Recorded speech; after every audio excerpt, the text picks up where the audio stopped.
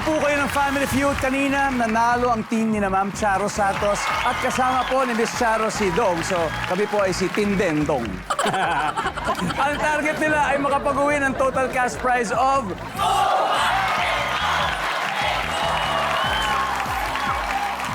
Ma'am Charo, may 20,000 din pong mapapanalunan at may bibigay sa chosen charity of yours. Ano pong napili niyo? Wow. Bantay Bata Foundation. Bantay Bata Foundation, may 20,000 po kayo mula sa winning team. At sa ngayon, si Kuya Joel ay nasa waiting area. So it's time for Fast Money. Are you ready? I'm ready. Good luck, Betty. All right. Give me 20 seconds on the clock, please. Let's go. Ilang seconds mo kayang ipasok ang iyong kamay sa bibig ng nakangangang buhaya? Go. 1. Kulay ng polo na paborito ng mga lalaki. Blue. Pag kulang sa budget ang pamilya, sa anong bagay sila nagtitipid? Biyahe. Movie genre na favorite ng kabataan. Cape. Drama. National holiday na walang bigayan ng regalo. Labor Day. Alright, tignan natin kung ilang points ang nakuha nyo. Ang first question, ilang seconds mo kayang ipasok ang iyong kamay sa bibig ng nakangangang buhaya? 1 second. 1 second lang. Masabi lang, hihilahin mo agad. Grabe yun. Ang sabi ng survey sa 1 second ay... Wow, that's one. Kulay ng polo na paborito ng mga lalaki. Ang sabi niya, blue. Ang sabi ng survey, wow. Yes. Very strong start. Pag kulang sa budget ng pamilya, sa anong bagay sila magtitipid? So sa biyahe, Biyahe. sa travel. Ang sabi ng survey ay, meron. Kasi ang biyahe, hindi naman siya essential. Essential. Hindi siya essential. Movie genre na paborito ng mga kabataan, K-drama. Ang sabi ng survey, wow! Yeah. There you go. Okay. National holiday na walang bigayan ng regalo, Labor Day. Ang sabi ng survey, nice one. 115. Very good start, na. Very good start. Very good start. Thank you. Balik po muna tayo dito. And let's welcome back Kuya Joel.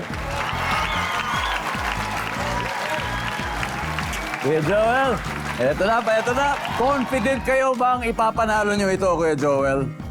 Oo naman. Yeah, that's a spirit. Ako ay confident din dahil si Ma'am Charo ay nakakuha ng 115 points. Oo! Ibig sabihin, 85 points para makuha nyo ang 200,000 pesos tonight. So eto na, at this point, makikita na po ng lahat ng nanunood ang sagot ni Miss Charo. Just give me 25 seconds on the clock. Let's do it. Ang unang tanong, ilang seconds mo kayang ipasok ang iyong kamay sa bibig ng nakangangang buhaya? Go. 5. Kulay ng polo na paborito ng mga lalaki. Blue. Green. Pag kulang sa budget ang pamilya, sa anong bagay sila magtitipid? Sa gamot. Movie genre na paborito ng mga kabataan. Rom-com. National holiday na walang bigayan ng regalo. Labor Day. Isa pa. Let's go, Kuya Joel. We need 85 points. Unahin natin ito. Yung, hindi natin napalitan yung sagot dito pero okay lang. National holiday na walang bigayan ng regalo, hindi tayo umabot. Pero kung gusto nyo palitan sana, ano gusto nyo sabihin? National Heroes. National Heroes Day. Ang top answer dito ay undas. Undas. Yan. Movie genre na paborito ng kabataan. Ang sabi mo ay rom-com. Ang sabi ng survey, top answer. Pag kulang sa budget, ang pamilya ay magtitipid sa gamot. Ang sabi ng survey, uy, mahalaga. Ang top answer, pagkain. Pagkain. Bakit Pagkain. Kulay ng polo na paborito ng mga lalaki. Sabi mo ay green, ang sabi ng survey. Boom. Ang top answer ay white. White ang top answer. Ilang seconds mo kayang ipasok ang iyong kamay sa bibig ng nakangangambuhayan? 5 seconds. Tagal din nun, ha? Ang sabi ng survey sa 5 seconds ay... Ang top answer, 1 second. That's a top answer. Congratulations, Team Betty. You still won 100,000 pesos.